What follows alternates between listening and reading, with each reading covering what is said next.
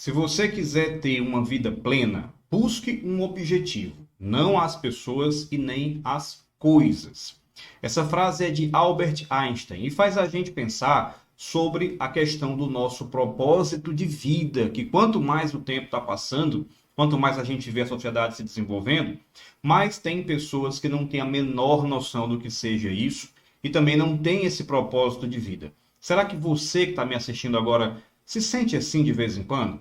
É grande parte das pessoas hoje sente que perdeu esse propósito, principalmente porque existe uma crença muito falsa de que o propósito de vida ele é para a vida inteira e que você encontra ele lá no começo da sua vida e tudo é encantado. E na verdade as coisas não funcionam bem assim. Esse vídeo vai marcar uma série de outros vídeos sobre essa questão do propósito de vida. E é sobre isso que a gente vai falar agora.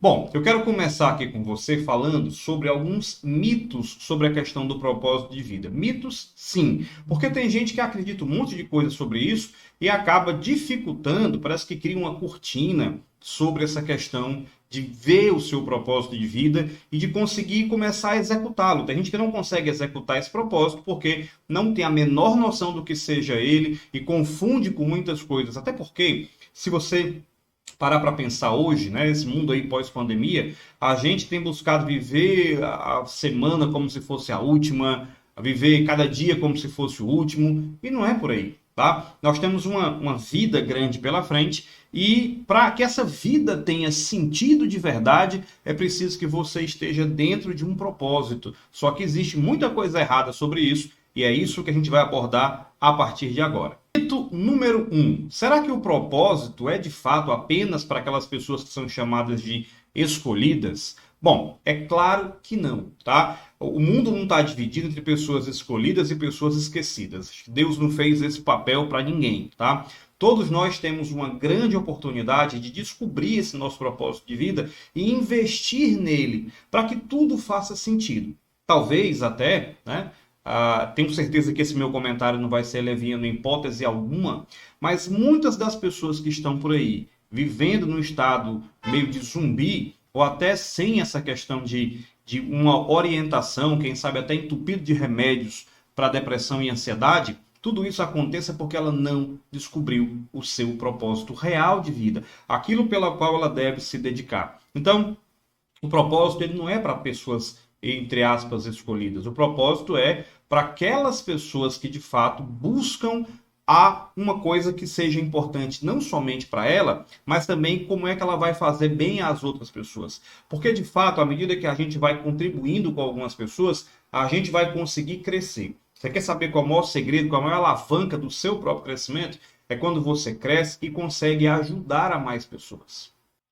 Outro ponto muito importante é que as pessoas imaginam que o projeto de vida dela, né, que o propósito, tem que ser uma coisa grandiosa, uma coisa espetacular, que vai empregar 10, 20 mil pessoas no mundo, e não é por aí, tá? Tudo começa a partir do momento em que você tem aquela realização, que você entende que aquilo de fato é um chamado que você tem. Esse chamado para alguns é um chamado de Deus, para alguns é um chamado interno, para alguns é um chamado do universo. A gente não está aqui apegado a denominações, a maneira com a qual você considera que isso exista, tá? O fato é que um chamado desse tipo, um propósito de vida, ele não necessariamente tem que ser algo gigantesco, que vai aparecer na mídia, domingo à noite, no Fantástico. Não, não é bem isso, tá? É quando você sente que você é realizado. Vou pegar um exemplo meu aqui, um professor, tá? Você percebe que você está contribuindo com a vida de pessoas que estão ali assistindo aquela sua aula, pessoas que estão naquela sala de aula, que estão se beneficiando daquilo que é dito, da forma que é dito, alguma lição que você passa para ela, às vezes não somente o conteúdo que você ensina, por exemplo, tá? E aquilo não é grandioso, aquilo não vai aparecer no Fantástico domingo à noite, aquilo não vai ser motivo de uma série do Netflix, mas você sente que aquilo é o lugar certo para você estar. Então não precisa ser alguma coisa megalomaníaca, tem que ser uma coisa que realmente ajude uma pessoa, ajude duas pessoas, 10, 20, isso, o tamanho não importa. Tem que fazer sentido é o fato de que você se sente que está engajado naquele contexto para levar aquele teu propósito para ajudar outras pessoas também. E por que a gente fala tanto de ajudar pessoas? Porque nós não somos seres individuais, é isso que eu quero que você entenda. Todas as vezes que você entrar num negócio, que você entrar numa ideia nova, cujo único beneficiado daquilo é você vai perceber que aquilo não tem tanto sucesso assim como você imaginava que fosse ter, tá? Você precisa entender que, obviamente, tem que fazer sentido para você, tem que trazer retorno financeiro, tem que te trazer motivação, tem que te trazer uma realização, mas aquilo também tem que ser um propósito no qual pessoas serão beneficiadas também. Uma outra coisa, um mito gigantesco, é que propósito é coisa para quem tem dinheiro, isso é para quem é rico. O cara vem me falar de propósito, é porque ele não sabe que eu tenho uma jornada de trabalho enorme. Aí é que você se engana. Primeiro de tudo é que esse propósito, ele nem sempre precisa estar ligado à questão do trabalho. Quando essas coisas se juntam, maravilhoso, tá? Quando você é um médico, quando você é uma manicure que consegue fazer bem a pessoas, tá? Uma história curiosa que eu vou entrar aqui, o tempo em que eu morei em Londres, tá? Esse vídeo aqui é gravado no ano de 2023. Eu não sei quantos anos depois você vai assistir. Mas há 3 anos eu chegava de Londres. Então eu morei por 4 anos lá, tá? Estou há 3 no Brasil nesse exato momento.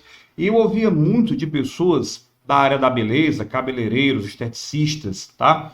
Que eram meus clientes lá de treinamentos, palestras e tudo mais, que algumas pessoas iam ao salão delas não somente para cortar o cabelo ou fazer uma massagem, hidratação, o que fosse, era apenas um pretexto para estar lá. Na verdade, elas queriam ouvir, queriam também desabafar, queriam trocar energias, queriam estar naquele ambiente porque fazia bem para elas, entende? Então, nesse caso, esqueça essa história do dinheiro, tem que ter dinheiro, eu preciso ser rico. Não, naquilo que você faz, no seu dia a dia, nas pequenas ações, você vai estar realizando o seu propósito, sim. Agora, é óbvio que seria muito interessante quando você consegue alinhar o propósito com aquilo que você faz profissionalmente. Pode ter certeza que a tua recompensa financeira vai ser muito maior quando você consegue realizar aquilo que é o teu propósito, ajudar pessoas, estar dentre elas, desenvolver aquilo que você gosta, seja falar, dar um conselho, dar uma dica, fazer a pessoa ter uma mudança no seu visual, colocar beleza naquilo ali, tá? E ainda assim ser pago por isso, aí sim, isso aí é um céu de brigadeiro, né? Isso aí é o melhor dos mundos, tá ok? Um outro mito que as pessoas dizem é que assim, você nasce com um propósito e ele é imutável, ele nunca vai mudar. Gente, olha só, as coisas mudam, tá? Quando eu comecei a dar aula lá em 1997, um dia desse, né? Tá? A gente não tinha como chegar através de muitas pessoas. Esse canal aqui do YouTube, por exemplo, ele chega em milhares de pessoas, tá? E eu quero que ele se espalhe mais, que essa mensagem vá para mais gente, né? Inclusive eu te peço, se esse vídeo faz sentido para você, manda para mais pessoas que você acredita que possam ser tocadas por essa mensagem.